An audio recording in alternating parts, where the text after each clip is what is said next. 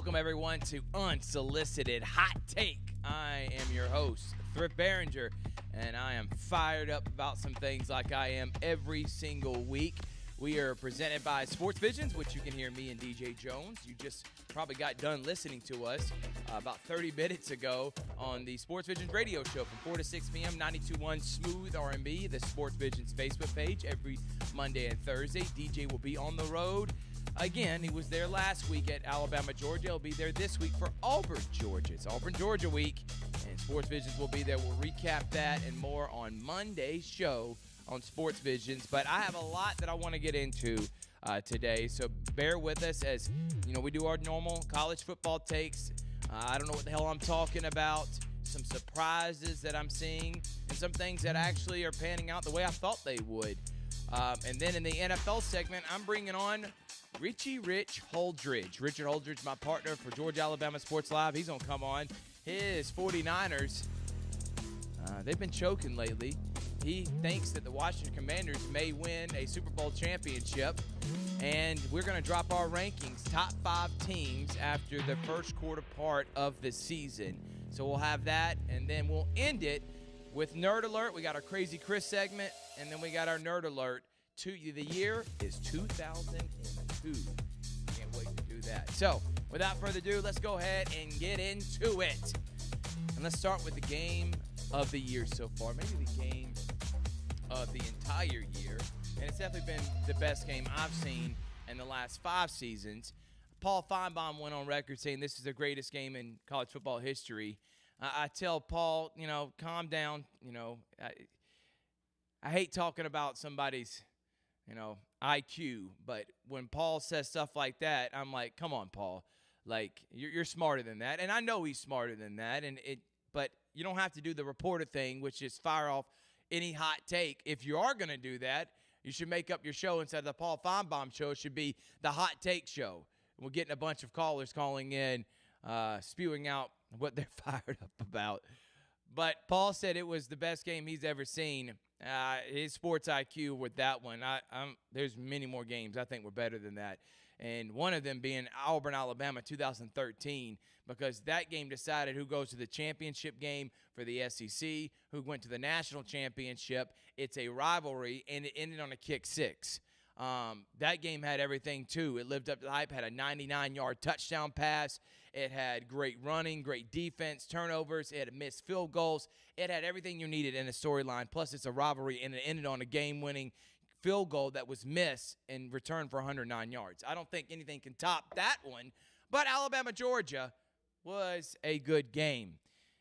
And Jalen Milroe, my guy Mike G of the War Report, I know in jest he jokes around about it being Travis Hunter. Or I know people are saying he's the best player in the country, and he probably is the best NFL prospect. This guy's elite, and I'll get to him later. But Jalen Milroe, 374 yards passing, 6 incompletions. He had 1 interception, a 98.5 QBR rating. He had over 117 yards rushing, 7.3 yards per rush, and 2 touchdown passes, 2 touchdown runs. That is the best game I've seen from a quarterback against a Kirby Smart-led defense ever. No one has ever played the position against that defense better than what Jalen Milroe just did this past Saturday. He is the Heisman frontrunner. I expect him to win the Heisman. The game is slowing down for him. He is obviously a more polished passer. The dime he threw to the running back out of the backfield to make it 21-0, or maybe it was 14-0. Are you kidding me? And I think he threw that to Jam Miller, the running back, out of the backfield, and just threw a dime. It couldn't have been any better coverage from the Georgia defender. Alabama was up 28-0, but you knew Georgia wasn't going to give up. Are you kidding me? They're the reason why they're the standard of college football programs right now. And the Georgia Bulldogs came all the way back, took a 1-point lead, and then Jalen Milroe had his Heisman moment to the best receiver in college football, who was a 17-year-old freshman in Ryan Williams. This guy, wow. He'd made Georgia DBs look foolish several times. That guy is hard to tackle. 177 yards receiving, 29.5 yards per catch. This guy is a he looks like an all-pro already. He's going to be an All-American this year. And if he keeps up what he's doing, he may even get invited to New York with Jalen Milroe. I'm going to give credit to Carson Beck. He threw for 439 yards, 50 passes he threw. When have you ever heard a quarterback from Georgia throwing the ball 50 times? 3 touchdowns, but 3 interceptions. He looked horrible in that first half. Could not look worse and did not look anything near a first-round draft pick. But he came back in the second half, and he was one of the main reasons. I got it battle-tested to overcome that horrible start, to do what he did and give his a team a chance to win. I know he threw an interception there late in the game, but was still impressed with Carson Beck. Dylan Bell, that's another guy, number 86 for Georgia. DJ Jones has been high on him all season. That guy is a playmaker. He needs to get more touches. Arian Smith looked good, and they weren't able to run the football very effectively, but I like what I saw from Georgia. I know they lost, but I don't think Georgia loses again the rest of this year. I would pick them over Texas at Texas. I think Georgia has looked better, and I think that second half is going to catapult them to win out and play for a national title. But this Georgia-Alabama game lived up to the hype, was fantastic. DJ told me the atmosphere was electric. There was just so many people there. Obviously, everybody knows Donald Trump was present at the game. But I just thoroughly enjoyed what I saw from both of these teams, and Alabama looks every bit of the part as a number 1 team. There is no drop-off, and I said it last week. Did you not think Kalen DeBoer, who took over a Washington roster, who is not even near what Alabama is this year, even with all the transfers, this guy can coach. Kane Womack's a great D coordinator. Nick Sheridan is an elite offensive mind, and Kalen DeBoer is a quarterback whisperer. And the Alabama Crimson Tide look like a team, other than at Tennessee, they look like a team that's going to be favored in every game they play the rest of this season. And we could have 4 teams, maybe not 4, because Georgia and Tennessee are going to face each other. And unless Tennessee beats Alabama, then Georgia beats Tennessee.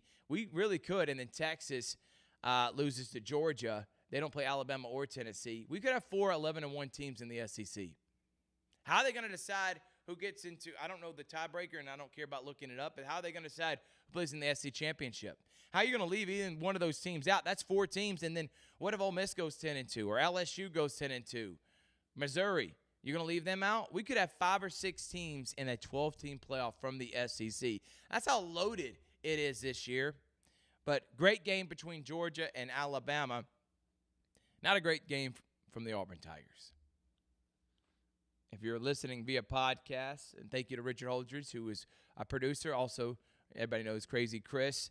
If you're listening wherever you get your podcast, I'm at a loss for words. I really wanted to blame Peyton Thorne for what happened, but Peyton Thorne played so good. He was the reason Auburn even led by 11. To lose the game in the fashion they did, you're driving the football. It's late in the game. Why are you throwing that pass or putting your quarterback, who is known for making bad decisions like that, in a position to make that bad decision? I don't know why Hugh Freeze did that. Accountability needs to be had in the face.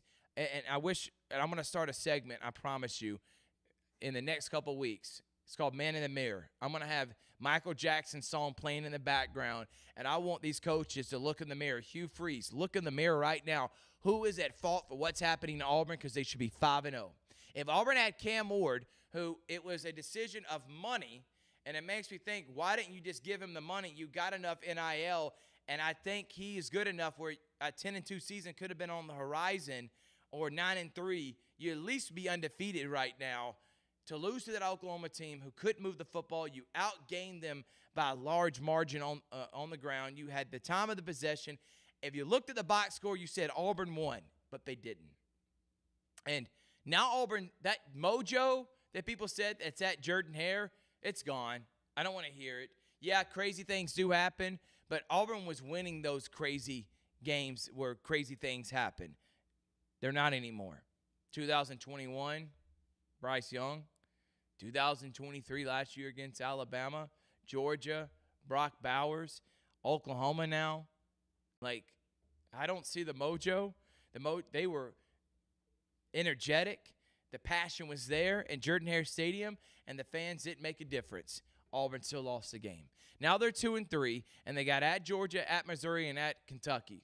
Are going to be all road underdogs. If they lose all three, they're 2-6. That means they got to go 4-0 against A&M, Vanderbilt, Louisiana. I think it's Louisiana Monroe. Let me look that up. But I know it's a team that they should be favored to win. As I pull that up in my handy-dandy Phil Still magazine right here. They do play Louisiana Monroe the week before Texas A&M. So Louisiana Monroe, Vanderbilt, A&M, and Alabama on the road. 3 of those are at home, ULM, Vandy, and A&M. A&M, they would not be favorites. Vanderbilt, they could very easily lose. UNLM is just like New Mexico State. I do think they win that game. But now you're talking a 3-9, 4-8 season? Man. Talk about a setback, and then you got to wonder, now you got to re-recruit all the recruits you just got this past year, like a Cam Coleman, to even stay at your program. I think they keep it kind of close against Georgia in the first half. There's no way they win this game. They go to 2-4. They need to win a game against Missouri or Kentucky. They need to win out against Vandy, ULM, and Texas A&M. Vandy, ULM, and Texas A&M. Yes. Those 3, that will get you at 6-5, and then of course lose to Alabama. You go 6-6. You didn't make any progress this year, but you at least made a bowl game. I don't see a bowl game. 2-3 in 5 straight home games, and against teams that you should have beat: Arkansas, Oklahoma, and Cal. None of them are huge favorites. You were actually favored in 2 of those games. Come on, Auburn. You're better than that, and I don't like what I'm seeing from this program, and I'm actually worried about what could happen. Ole Miss defeated Kentucky, and I think Lane Kiffin probably just blew his best chance to win a national title at Ole Miss. But it's okay because Lane Kiffin's going to end up at Florida. There's no doubt in my mind. Billy Napier gets fired. Lane Kiffin becomes the head coach at Florida. They'll still go 10-2 this year, 9-3, but to lose to Kentucky at home the way they did can't happen. And I don't think they got LSU coming up at LSU. They may lose that. They still got Alabama. They still got Georgia. They could end up going 8-4 this year. So what was the year that Ole Miss thought they were going to make the playoffs? Now they're just hoping to get 8-4, 9-3. That's the best case scenario. And Kentucky's a lot better than people thought. 7-5 for Coach Soup's team. Colorado is a huge surprise. I don't know what the hell I'm talking about. I thought they would have a losing record or barely make a bowl game. They throttled Gus Malzahn, good grief, and UCF. At UCF, 48-21. Shedeur Sanders is elite. Travis Hunter's elite, and Colorado may win 8 games this year. And if that does happen, I got to give credit to Deion Sanders, and he can put him in the mix as Coach of the Year. Here's the problem, though. They won't have Shedeur or Travis next year. I don't like what they're doing in recruiting, and I don't think it's going to sustain into winning a championship. Maybe he uses this as a catalyst to go get maybe put his hat in the mix at Florida, maybe go back to Mississippi at Ole Miss if that job opens up. But I don't see Coach Sanders anytime soon having his team as a national championship team. But it is a nice surprise. Colorado, they're better. And they took care of business against UCF. I don't think they win the Big 12, even though it's up for grabs. Utah just lost to Arizona. Kansas State lost. BYU's the only undefeated team right now in the Big 12. I guess, and Iowa State. Those 2 would be your favorites. I'm still leaning towards Utah and Kansas State. Oklahoma State just lost to Kansas State, their second loss, so they're probably out of the mix for that. So Big 12's up for grabs. And then a couple key games for this week. A&M at Missouri. Missouri at A&M. I got A&M winning this game. Mike Elko, the biggest win of his head coaching career, and they're going to beat Missouri, coming in as a number 9 team. I think A&M wins this, and I think A&M surprises a lot of people. I don't like how Missouri's been playing. Shaky against Boston College, shaky against Vanderbilt. I think it catches up to them against A&M. Auburn, Georgia, close in the first half, second half. Georgia just dominates Auburn. There's really no conversation. I don't even care about previewing it, but Auburn looks terrible. And I think another upset to be on the lookout on, Miami and Cal. It's where game day's at. I could see Miami going cross-country after they had to have that Hail Mary against Virginia Tech at home, going cross-country to Cal, who lost to Florida State. Maybe Miami's overlooking them. They're coming in as the favorite in the ACC to play for a national title. They're ranked number 8. I'm telling you, late kickoff, I could see Miami losing that game. I think Miami's turned the corner on the upsets. I think Cam Ward's one of the major reasons why. But I'm leaning towards Cal pulling the upset, but I'm going to say Miami. I'm just saying keep an eye out on that game. Should be a lot of fun. Really, outside of that, not a lot of big games. But next week, Oregon, Ohio State. And then we also, I think it's Alabama and Texas. So next week's schedule obviously is going to be a lot better than this week. Yes, Oregon, Ohio State, and Texas, Oklahoma. Excuse me. So Oregon, Ohio State, Texas, Oklahoma. Then the week after that is Georgia, Texas, Alabama, Tennessee. So these next 2 weeks after this week, buckle up for some elite football. All right, we're going to take a break, and then I'm going to bring him on. Richard Holdridge. It's time to talk some NFL and his 49ers. What's happening with them? Is McCaffrey coming back? Oh, my goodness. And how about the Falcons taking down the Aints in Falcons fashion? Not even scoring an offensive touchdown. We'll be right back after this on Unsolicited Hot Take.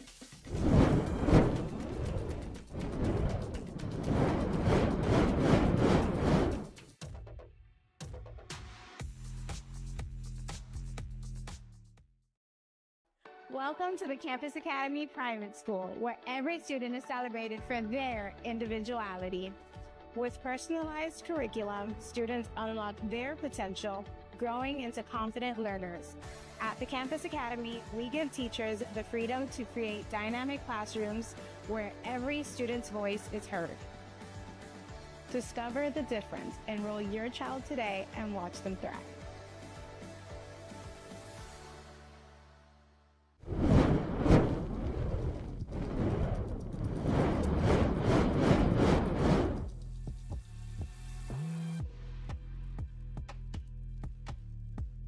Back to Unsolicited Hot Take with Rick Barringer. Now in studio with me, his name is Big Rich. Richard Holdridge. Richie Rich, how are you, man? What's going on, Griff? I'm really, call it pleasure. It's a pleasure to be here on Unsolicited Check Hot that. This is Richie Rich. Holdridge, sorry, I had to do it.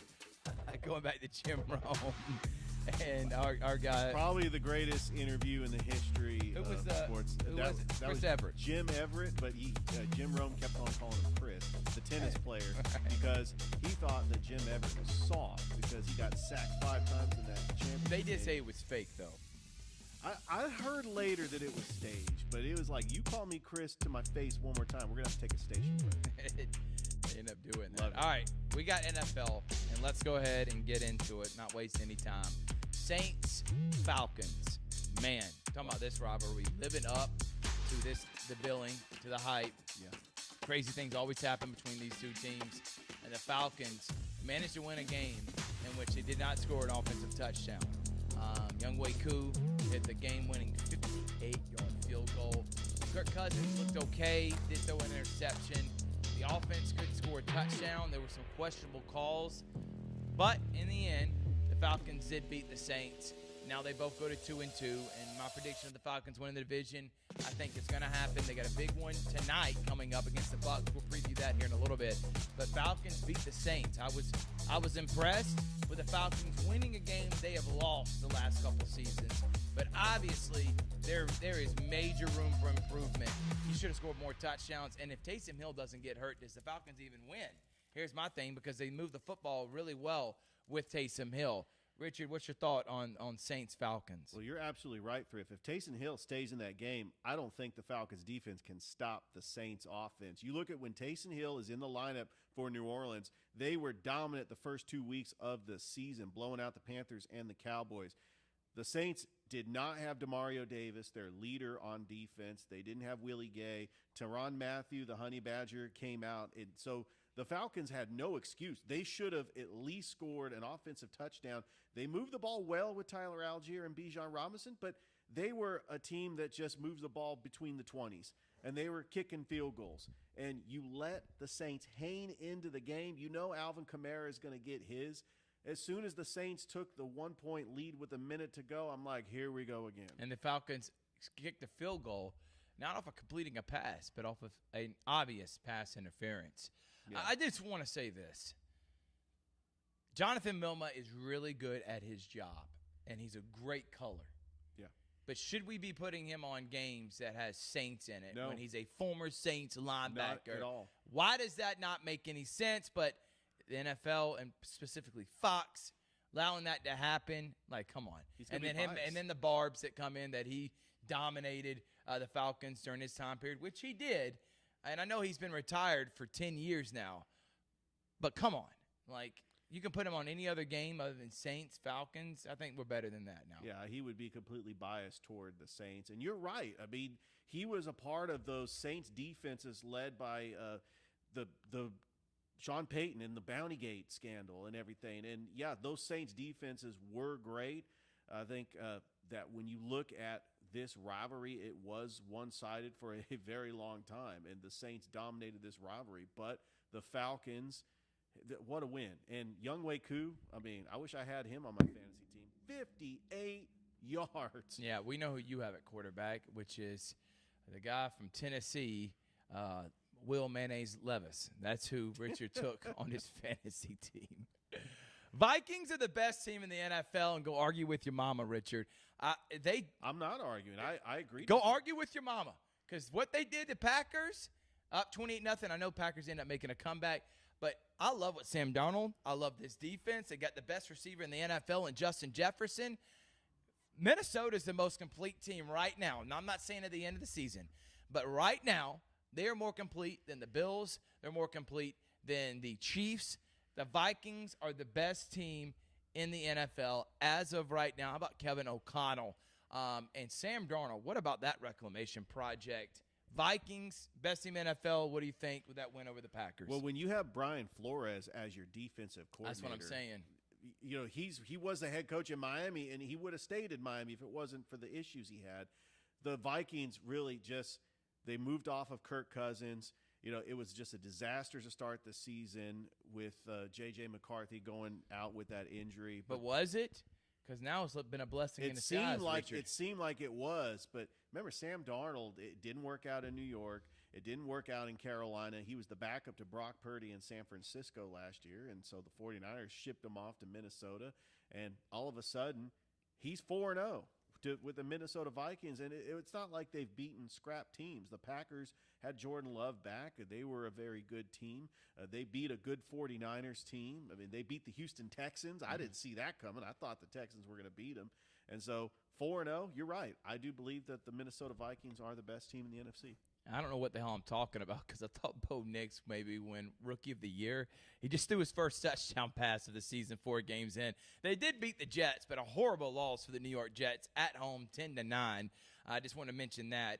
And for some reason, Joe Flacco's still staying relevant in the NFL. And they beat the Steelers. I think he's my age. They scored 27 points with Joe Flacco against the Steelers. Are you kidding me? In that defense? And now I'm starting to think maybe the Steelers are a little bit overrated. The Buccaneers thrashed the Eagles, and people are already saying Nick Sirianni should be fired. The Bucs and the Lions are my 2 favorites right now in the NFC. Those 2 teams have played really well. And the Chiefs beat a Chargers team that has got full of injury. And now Rashee Rice out. Devontae Adams on the trade block. You got to thank the Chiefs. They are. But I don't know if the Raiders are going to want to trade within the division. But if there's a team that's hungry, thirsty, whatever synonym you want to use, in need of a receiver, it's definitely the Chiefs. And I think the best win of the weekend by far was what the Ravens did to the Bills. Yeah. They just bullied them, Richard. And Derrick Henry still showing why he's one of the best backs in the NFL. And the Ravens, who started 0-2, that win against the Raiders looked so long ago after what they've done to the Cowboys, and now the Bills in back-to-back weeks. You're going to see when we do our rankings, but they're pretty high up on my list, Richard. Yeah, there's no question that the Ravens had the best win of the week, the Sunday night game against Buffalo. But back to your point about the Chiefs, isn't that what they do? They always pick a receiver off the streets. They did that with Nico Hardman. The Jets didn't want him. I think that DeAndre Hopkins might get shipped from Tennessee. Heck, I think that the Chiefs, I would not be shocked. And here's my hot take, Thrift. I would not be shocked if they went after Julio Jones, because that's what the Chiefs do. They get a receiver that might be past their prime, but Patrick Mahomes makes them better. I don't know. They tried that with Julio when he played for the Bucs and Tom Brady, and it didn't pan out. Commanders, I think they're going to win the NFC East. There's a hot take. I don't like the Cowboys. I think they're overrated. The Eagles are trying to fire their coach, and the Giants have Danny freaking Dimes as their quarterback. Malik Neighbors is elite. He is. And he plays for any other quarterback. He plays for Patrick Mahomes. Malik Neighbors and Pat Mahomes are breaking records this year. He plays for one of the worst quarterbacks I've ever seen, and Danny Dimes, and they're paying him over $20 million to be their quarterback. But the Commanders, how about Jaden Daniels? How about I've been even more impressed by the offensive coordinator, what he did at his former team, and Cliff Kingsbury and Dan Quinn. I think the Commanders win 10 games this year and win in the NFC East. And Jaden Daniels wins Rookie of the Year, and I hope he doesn't turn to what RG3 did his rookie year. But he's putting up similar numbers. I just hope he stays healthy. But Commanders right now look like the best team in the NFC East. They got a huge win and dominated Arizona. So I think that the Commanders were a little premature last year shipping off all their great defensive players like Chase Young and Montez Sweat, because they had a very good team. All they needed was a quarterback. I mean, they had Sam Howell last year. They've had Jacoby Brissett. They have Jalen Daniels, who is incredible. And I know that the Bears have got to be kicking themselves that they did not pick Jalen Daniels over Caleb Williams. They should have picked Jalen Daniels. We're in a situation now where you're picking between Bryce Young and C.J. Stroud like last year, and now you got the number 1 and number 2 pick. Jalen Daniels is having all this success, and I really owe it. I give credit to Cliff Kingsbury. He has been a quarterback whisperer, but he hasn't really been a good head coach. He's been a good offensive coordinator, quarterbacks coach.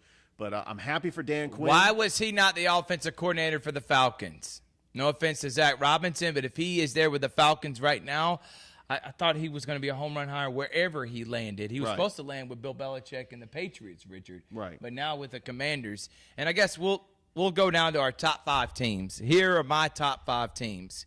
And we'll see if we can get a graphic up there. Vikings 1, Lions 2, Chiefs 3, Bills 4, and tied for 5th, Ravens and the Bucks. Right, well, my top 5 teams, I got the Chiefs 1 until you knock off the champs. They're still going to be number 1, even though they're very lucky at 4-0. They are depleted by injuries, but you know that Andy Reid, I can't do it. I can't figure it out. But I can't do it, Rich, because I know they have looked inconsistent and they've won games very close, and I feel like that's a recipe for disaster. You're asking me. I know the Lions did lose to the Bucks, but I like what the Lions have done so far, and I think they're one of the favorites to make it, and I'm still sticking by them as my Super Bowl pick. Well, I got the Chiefs 1. I got the Vikings 2. I got the Lions 3. I was very impressed with that win on Monday night against Seattle. I got Buffalo 4. And then here's a hot take for you. I got the Washington Commanders Look number at that. 5. Okay. I don't have a problem with that. But Vikings, most complete team. Lions, my number 2 team, have looked the most consistent. Chiefs are undefeated. Got to keep them in the top 3. Bills got thrashed by the Ravens, but the Ravens have that bad loss against the Raiders. Bills only have 1 loss. It was on the road. I'm going to keep them at 4. Ravens and Bucks tied for 5th. Bucks dominate the Eagles. They beat the Lions. I maybe need to put the Bucks a little bit higher. I think so. But the Ravens, what they've done the last 2 weeks, they should be 3-1 right now. And honestly, they could be undefeated. They look good against the Chiefs in that first week. But there are top teams in the NFL right now. We told you we're going to do that, the quarter mark of the season. And that's where I stand on the top teams in the NFL. It's probably going to change when we do this again in a couple of weeks. Games that are happening, obviously, tonight. You got the Bucks and the Falcons. Baker Mayfield looks like a world beater right now, Pro Bowler. But I think the Falcons win at home. I think they go to 3-2, and they take a lead on the division. They beat both the Bucks and Saints in back-to-back weeks. They'll be tied with the same record as the Bucks, and I like the rest of the schedule. The Falcons look very formidable to at least get 11 wins this year, and if that happens, I think that's enough to win the division. I'm going to go Falcons in a I'm going to say medium scoring game. I'm going to say they at least get a couple touchdowns. They win 24-20 over the Bucs. I really hope that Kirk Cousins figures out this offense. Kyle Pitts has been a non-factor. No catches last week, Richard. Yeah, and you need to utilize Drake London more. I like Darrell Mooney is doing really good. Right. Bijan Robinson, I think you need to use him more as a slot back, kind of like what Christian McCaffrey is with San Francisco, because he could catch and he could run the ball. Tyler Algier is a great backup complimentary running back. They've got to form an identity. I know they're depleted on that offensive line with Caleb McGarry out, but I do think that the Falcons need to just build that identity of physical, running the football first, and then let Kirk Cousins, if he gets into a third and long situation, to throw it down the field. Utilize Kyle Pitts more. The defense is playing fine. I actually like the Falcons' defense. I think they win tonight as well, but there's still some things they got to figure out at 2-2. There's 2 games, and then we're going to end this segment with Richard giving us his monthly address on his 49ers, who play the Cardinals this week. I think they're going to blow them out at home, and they'll be 3-2, a game above 500. 2 other games that are happening on Sunday. You got the Sunday night game, Cowboys and Steelers, and then you got Bills-Texans. All right, Bills-Texans, I think Texans are a little bit overrated with C.J. Stroud, but they're playing in a horrible division. For Jacksonville, Tennessee, who did beat the Miami Dolphins, but I'm not believing anything Will Levis related. And then that the other team, the Colts, who did go to 2-2, but Richardson's out right now. Yeah. Can Flacco sustain this for a long season? I'm going to say Bills beat Texans. Josh Allen continues his pace of, I hope, winning the NFL MVP, because that's who I picked. And I think Cowboys-Steelers is such a bad-looking football game. I mean, I want to throw up at the thought of how bad this is. I'm going to go 13-10 and a horrific offensive performance from both teams, and the Cowboys win. Yeah, I'm actually picking the Steelers. I think that's in Pittsburgh. So Actually, I am going to go Steelers. You're right, not Cowboys. I'm not going to go with the upset. Cowboys are a much different team Steelers. on the road. Yeah, and now Cowboys go to 2-3, and they start saying, are we seeing 2 teams from the NFC East that could fire their coach? Possibly, and Bill Belichick's just sitting at home just waiting. He could just pick and choose which team he wants to go to in 2025. And Lori loves, the owner of the Eagles, wants Bill Belichick more than anything. So there you go. Yeah, and then you also have the Cowboys. Micah Parsons is going to be out. They're just not the same defense, especially with Dan Quinn now in Washington. But I do like that pick, and I do think that the Steelers win. And I still think that Justin Fields is just going to continue being the starting quarterback in Pittsburgh. I mean, Pittsburgh is winning.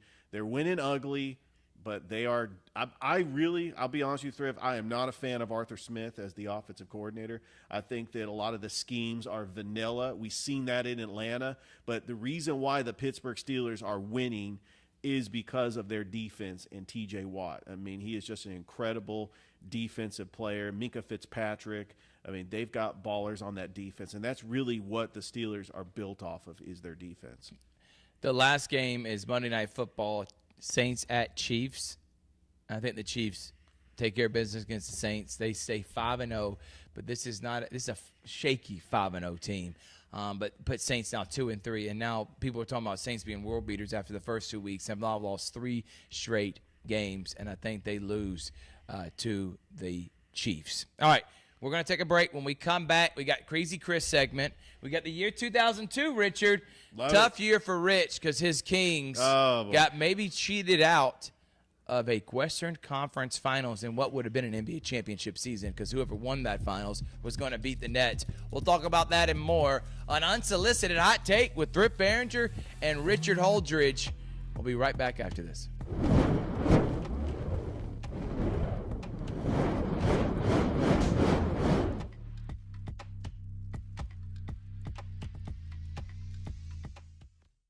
Welcome to the Campus Academy Private School, where every student is celebrated for their individuality. With personalized curriculum, students unlock their potential, growing into confident learners.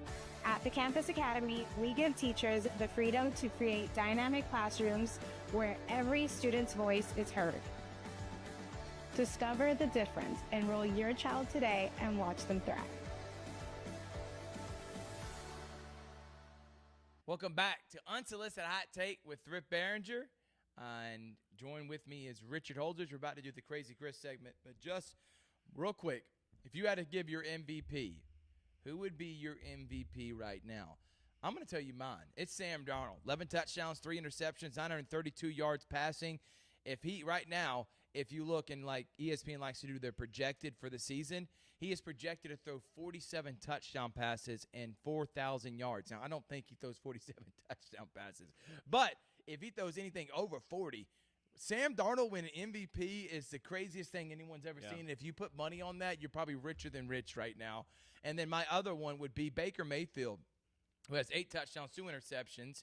And right now he's on par to throw 34 touchdowns on the season and throw for over 4,000 yards. Those two would be my favorites right now so far 4 weeks into the season. Who would be yours? Well, my favorite to win MVP would be Jared Goff. I thought you were going to say Brock Purdy because he's second in the league in yards. Look, the 49ers have a lot of talent. Brock Purdy's not winning MVP. It's Jared Goff. Did you see what he did Monday night against the Seahawks?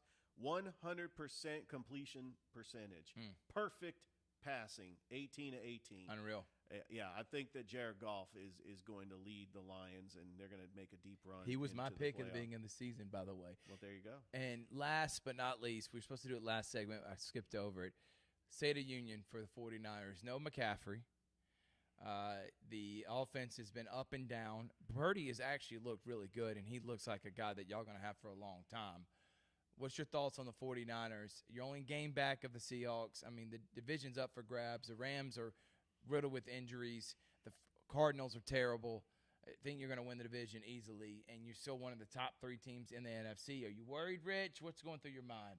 Yeah, the Super Bowl window is starting to close for the 49ers. Jeez. Once you pay Brock Purdy, you better hit on every single draft pick that John Lynch has to draft because they're going to have to start paying players once you pay your quarterback. They've gotten away with it because Brock Purdy has been on a minimum salary and he's been playing like a Pro Bowler. He is a very good quarterback. He's a Pro Bowl quarterback. He's not Patrick Mahomes. He's not Josh Allen. He's not Lamar Jackson. You get into critical situations like he got in the Super Bowl, and it is hard to make a play when you have like Chris Jones like blitzing on the line and swatting balls away. The offensive line, little bit questionable, but Trent Williams is getting up in there in age. Is this his last year? Does he retire? Does Kyle Juszczyk retire? They lost Javon Hargrave for the season, but you got to pay Fred Warner, which they have. I mean, he's going to be a Hall of Famer. He's probably the best middle linebacker in all of football. Nick Bosa, one of the best D-line in the game now, and I think that the holes that the 49ers have is if Christian McCaffrey is not your running back, Jordan Mason is not an every down running back, and he's not what Christian McCaffrey is. I hope that Christian McCaffrey gets back soon because if you're going to lose games, this is the time to do it. The schedule gets tougher for the 49ers. They're going to have to play Kansas City. They're going to have to play the Buffalo Bills. They got to go up to the Pacific Northwest to take on the Seattle Seahawks in the 12th man. So the schedule is going to get tough. I still think this is a playoff team. I just don't think they're going to be a number 1 seed because they lost 2 games that they shouldn't have lost. You blow a double-digit lead to the Rams. I mean, are you kidding me? It's Kyle Shanahan doing Kyle Shanahan things. 49ers don't even make it to the conference championship this year.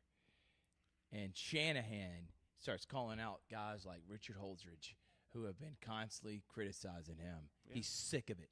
He's tired of you. He's tired of your ungrateful fan base. He's taking you to 2 Super Bowls, 3 conference championships, and you're still not happy. He took over for Jim Tomsula. Guess what? Chip Kelly. If you're Kyle Shanahan, you know what I'm doing, and you're John Lynch and people are coming after you, I would get both. What I would do is I would let Shanahan leave, and Lynch, your final duty is you sign Jim Tomsula again and then leave to go be GM somewhere else after you sign Jim Tomsula. And so that Richard Holdridge, Jim Tomsula, and Balky can all hang out and hug each other as they make draft picks. Hey, how's it going with Trent Balky in Jacksonville? How about that question Doug Peterson got? How do you feel about your I'm going to give him credit, though. He's played – I mean, their team's terrible. But the fact that a reporter asked him, what's your stance on your job security? What's he supposed to say back to that? It's such a dumb question, and you're telling me that's what you're supposed to do as a journalist. No, you're going to ask a guy about him getting fired. what's his response to that? Has any coach ever said anything like, you know what? Yeah, I should be canned. That question is returned with either animosity or just, being mad. Don't understand that question. Thought it was a stupid one by the reporter. And I give credit for Doug Peterson not losing his crap. But someone that is losing their crap is Crazy Chris. He said the Saints were going to lose. I don't know if he predicted it in this fashion. Crazy Chris, what the heck do you got for us this week? You got to turn your mic on, Chris. That's how bad it's been. That's how fired up he is. I'm just up here listening to two grown men complain about their teams after they've given them everything they want. Oh, the 49ers are bad. I'm not used to winning so much. Auburn's not that great. Peyton Thorne should be a lot better. Come on, you two. Let's get together, all right? I'm used to losing, okay? My heart's been bitten by it. I grew up during the Michael Jordan era. And then when things I thought were going to get better, bam, here comes LeBron James. And just when the Hawks thought they had a chance. No, this guy goes down to Miami, then back to Cleveland, and still beats them when they had the best Hawk team of all time. Well, all five of them are all-stars. So forgive me. I know what hurt is. You two don't know what hurt is. Well, you do. You do, Thrift, because you know what hurt is. Listen, to answer some of the questions I listened to you guys talk about, and wonderful topics, I will say this. To go back, my top 5 teams in the NFL right now, just really quickly. Number 5, Tampa Bay, because Baker. Number 4, Seahawks, Geno Smith. Number 3, Detroit Lions, Jared Goff, the offensive line. 2, Minnesota, Sam Darnold. How about the Panthers? Are they number 1? Oh, no, that's going to be a good one. And number 1, no, it's not Kansas City. You would think that they are. You should give it to them because, like, oh, they're returning Super Bowl champs. Nope, my friend, no. Number 1, my friend, is the freaking Carolina Panthers. Cause what Andy Dalton did, you cannot replicate. That's my MVP. The fact he made that offense look competent is both a testament and a damnation to Bryce Young. I'm sorry, young man. It's just not looking good for you because if he does it again this following week, I don't know. Same with Miami Dolphins. It's just he's Crazy Chris, man. Carolina lost to Cincinnati, right? They beat the Raiders the week before. That's why he's Crazy Chris. He's eating Waffle House right now. The last thing on his mind is who the Panthers By the way, play. I wanted to say the last time I watched the show and I saw that picture of Crazy Chris eating the Waffle House, I was cracking up so hard. I could not stop laughing. The Waffle House staff was crapping that loud too that day. So it really goes back to our times where we were hanging out at Waffle House. Oh yeah, of course. Late night Waffle House. Yeah. So you want a crazy prediction? It's kind of hard. We're getting to the season, man, and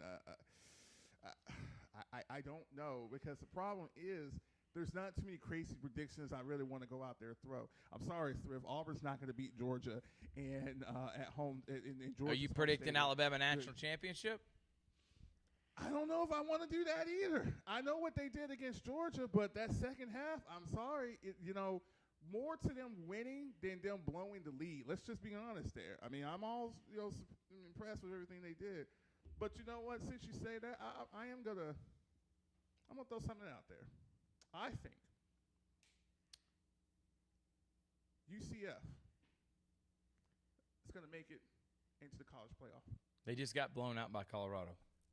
I think Colorado is gonna make it into the college playoff.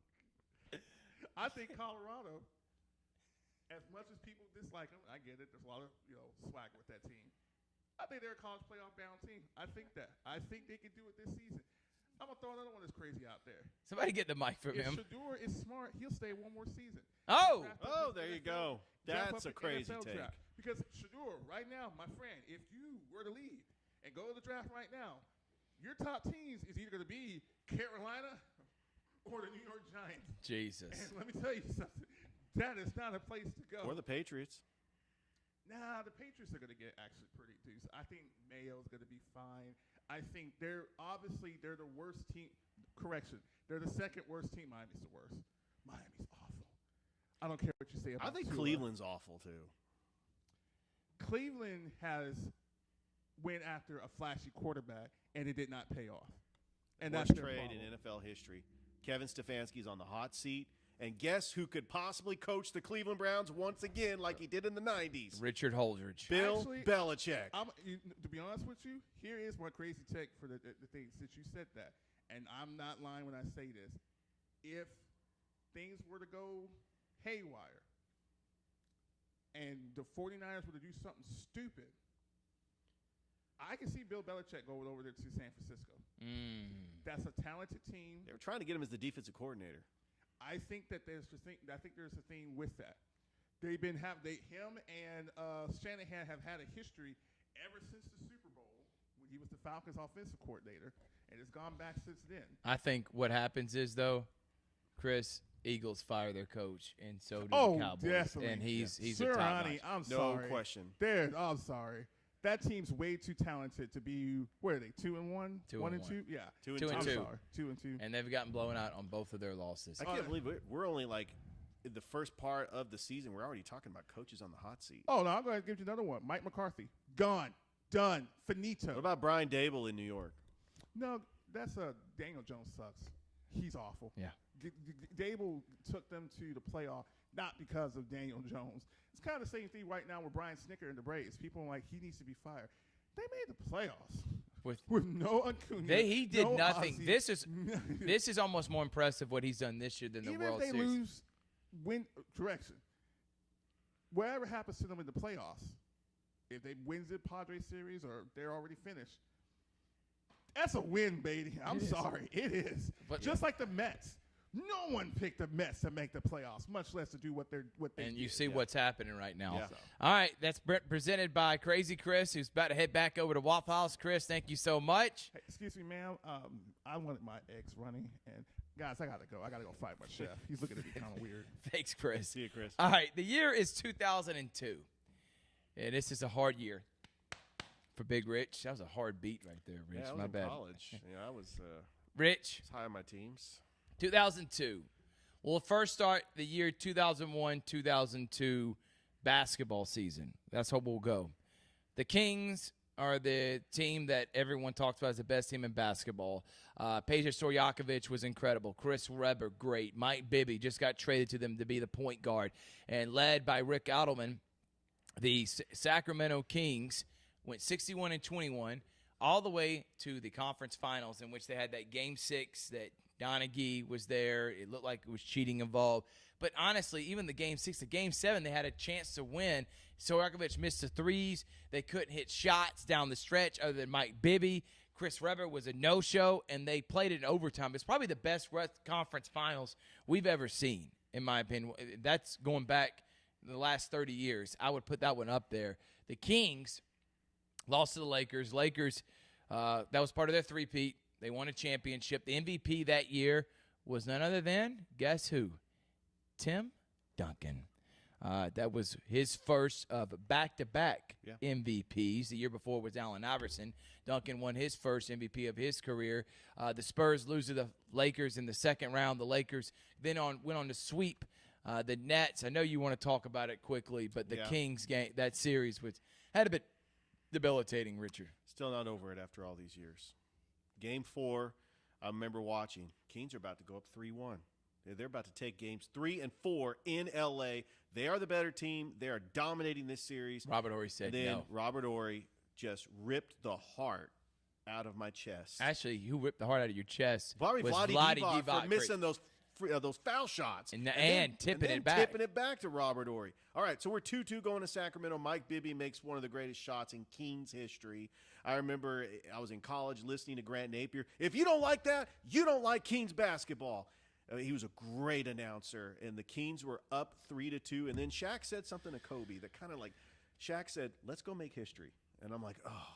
And then the media started saying, I remember watching Tom Arnold on the best, damn sports show period, where he's like, Chris Rose is like, can you believe we could possibly have a Kings-Nets NBA final? Tom Arnold immediately says, please don't say it's the Kings. Like, the media wanted the Lakers. As they should. They wanted the Lakers in that final. So I am not shocked that Tim Donaghy fixed Game 6. And then Game 7, I'm sorry. You're in Arco Arena. It's Game 7. You're the home team. You're the number 1 seed. And you choke.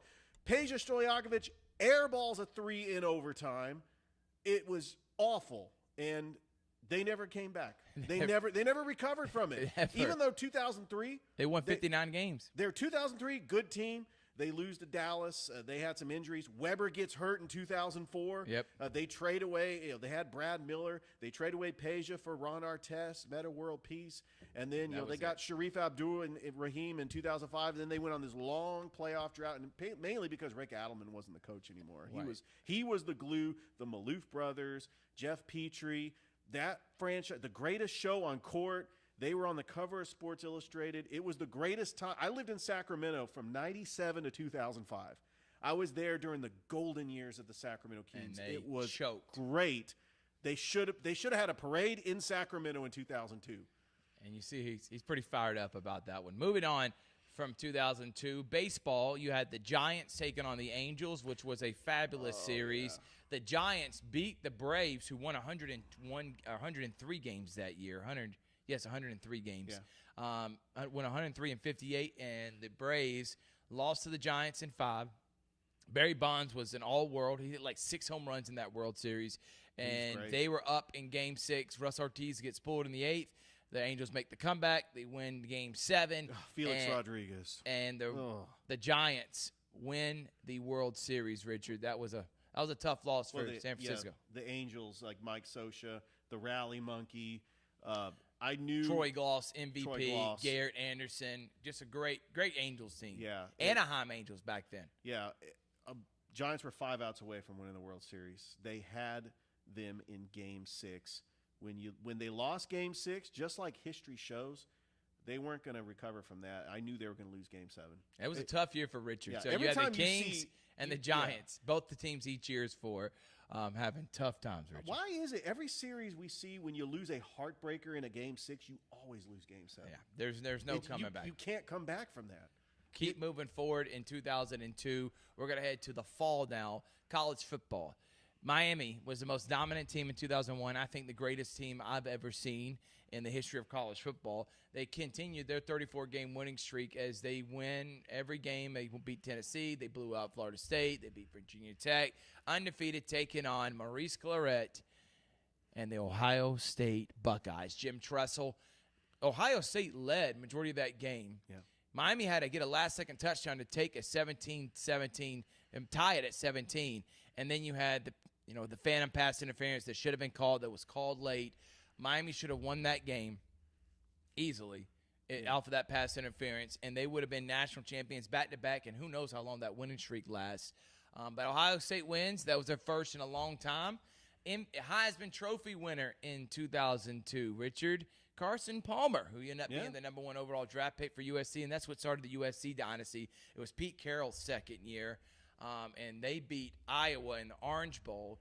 Georgia beat Florida State in the Sugar Bowl. That was Georgia's first SEC championship. They won since the 80s. Mark Richt, in his second year, did great things with them. In the Rose Bowl, we had Washington State, Oklahoma. Oklahoma blew out Washington State, and that was the final game. Actually, I don't even think he coached it, because then he went on to coach Alabama, and then he was fired. Mark Price was from Alabama. Mike Price, excuse me. Mark Price is the shooter from Georgia Tech who played in the NBA with the Cleveland Cavaliers. But the Ohio State Buckeyes won the national championship. And then in the NFL, that's a really good NFL season. John Gruden gets traded from the Raiders to the Bucs for a first-round draft pick. And Brad Johnson, Keyshawn Johnson, and that elite defense. Mike Allstott. Mike Allstott dominated the playoffs that year. They dominated your 49ers in the second round. I remember that game. They dominated 27. They dominated the Eagles 27-10. Remember, there's a Rondé Barber pick 6 in that game against the Eagles in the conference championship, and then they beat the Raiders 48-21. They were up 34-3 at one point in that game. Just pick 6 after pick 6. Derek Johnson. There was a couple pick 6 by the Super Bowl MVP that I can't think of his name right now. Dexter Jackson? I think it is Dexter Jackson. And the Tampa Bay Buccaneers beat the Oakland Raiders, and the MVP that year was Rich Gannon. Bill Callahan, and the Raiders beat the Titans in the conference championship. As I mentioned, the Bucs beat the Eagles. Bucs then beat the Raiders to win their first ever Super Bowl championship in history. And the John Gruden beat his former team badly. You talk about a redemption. That couldn't have wrote a better story than that. Any thoughts on those two? I seriously thought the Raiders were going to win that Super Bowl, but John Gruden's taking on his former team. He knows their plays. I thought that Bill Callahan was overwhelmed in that Super Bowl. Yeah. But you had Rich Gannon, the MVP. You had Jerry Rice. You had Tim Brown. They still had not Tracy Porter, but Porter, Terry Porter. Terry Porter. They had a great team, and they were building something special. John Gruden, when he got there, remember they were the number 1 seed the year before. It loses to the Baltimore Ravens at home, or the Tuck rule. And then the first year they lose to the Baltimore Ravens at home, and then they get beat by Tom Brady and the Patriots in the Tuck rule. And then this was the year. This was supposed to be the Oakland Raiders' year, and they haven't been the same franchise since. Absolutely not. College basketball for the year 2002, Maryland Terrapins win their first ever championship. Gary C. Williams, Blake, Juan Dixon, Chris Wilcox.